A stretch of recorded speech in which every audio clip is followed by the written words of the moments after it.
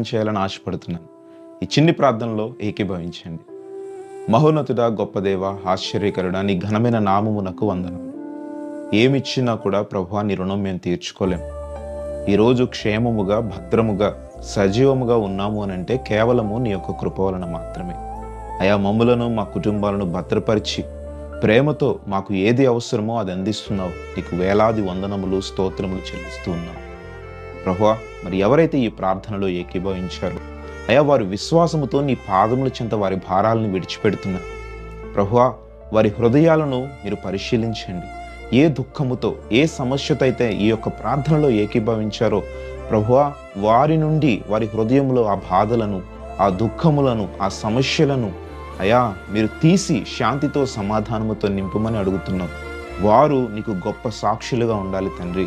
ప్రభువా, ఇదిగో మేము మా దేవుని యొద్ద మా భారాలు విడిచిపెట్టాం,